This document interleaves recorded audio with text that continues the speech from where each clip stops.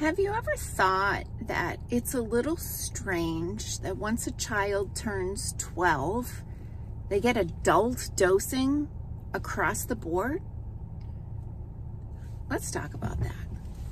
Hey, I'm Dr. Patty Barch. I'm a traditional naturopath, founder and owner of Naturally Unbridled Wellness and naturallyunbridled.com, where we focus on wellness solutions, not disease management. This is Down the Ridge with Dr. Patty, where I give you 7 to 10 minutes of holistic life and wellness information on my way to work. This is not medical advice. It's for entertainment purposes only, and everything I say is a lie. Whoever you put in charge of your body, just listen to those people. Okay, so this was something that I think I had barely thought of until I worked in biotechnology. For 8 years, I worked in a lab environment, working on new, novel therapeutic agents for cancer. Okay, so this is like the thing that was like an aha moment for me. Anytime a mouse was dosed with a drug, it was weighed first. You put the mouse on a scale, and then based on its weight, you would calculate the volume of the dose. And then you would administer the dose based on their body weight. So an 18-gram mouse would get a different dose than a 25-gram mouse, okay? And that made sense to me, right? That based on their body weight, they would get a specific concentration of that ingredient. But yet, in our society, like anything like Tylenol or Robitussin or, you know, any of these over-the-counter allergy medications, all of those things, it's like children over 12 or under 12, blah, blah, blah, right? It's random 12-year-old cutoff. And so that no matter what that person's physical body consists of, how much they weigh, how much mass they have, the dose is the same. I remember, so obviously with a background in biotechnology, I was very, pharmaceutically focused for a long time.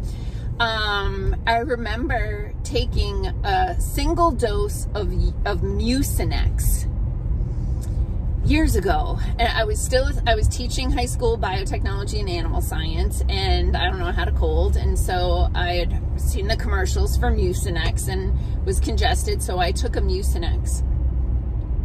I was high for 36 hours on that drug, that over-the-counter mucolytic, okay?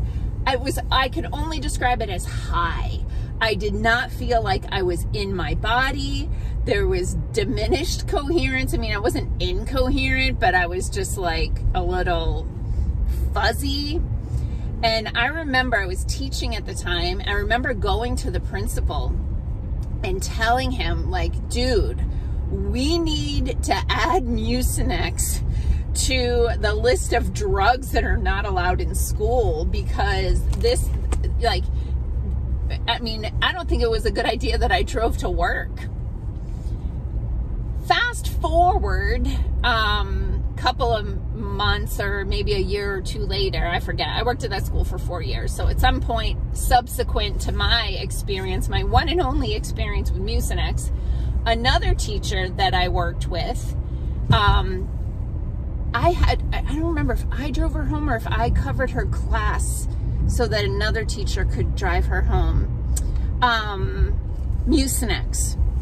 Same type of experience, like she felt high, out of her body, disconnected from a drug that's supposed to just help you breathe better while you have a cold. Okay. So it was like, that's kind of a sidebar, but that's like children over 12. I mean, I'm a small framed person anyway. I think the most I've ever weighed in my life is 130 pounds. So typically I kind of teeter around 120, 125.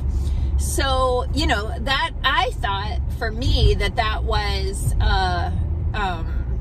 just a dose thing, like, oh, I'm a small person, this dose is too strong for me. But this teacher probably had 50 pounds on me, and she had the same experience.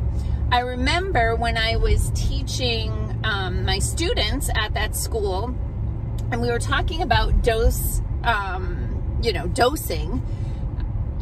I had the perfect example. I was department head, and we had the smallest teacher in the building and the largest teacher in the building, the tallest teacher in the building in our department. And so I was like, does it make sense to you that Miss Abdella and Mr. Grace, Miss Abdella's like, I don't know, I don't even think she's 5 feet tall. Mr. Grace is something like 6'10". Does it make sense to you that they would get the same dose of a drug or even a vitamin? Right? Does that make sense to you? It doesn't. It doesn't make sense even to a high school student when you put it to them that way. That if you're taking a medication or a supplement, does the size of the human or the animal that is receiving that, does that matter? And the answer is yes. So it's just something to think about. I actually think that for chemotherapy in the hospital, I think they do base the dosing on body weight, but I don't really pay attention to that stuff anymore.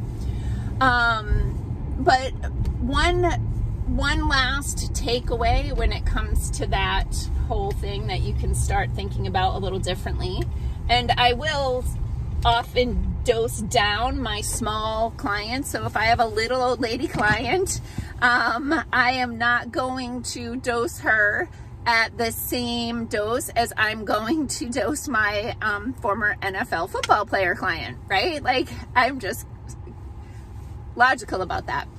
But one last takeaway about that is when it comes to the, you take your pet to the vet, and you're supposed to take them every year so that they can get, you know, ding, ding, ding, ding, every year. They give the same dose to a Chihuahua that they give to a Great Dane.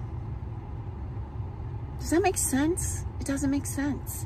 And I mean, it's a whole other rabbit hole for me to go down, that when they green lighted the ones for the big deal that we dealt with for the past 4 years, when they green lighted those for 12 and under, the dose was the same for 11 years, 11 months as it was for, I forget if it was like 6 months of age that they green lighted that for. Same dose.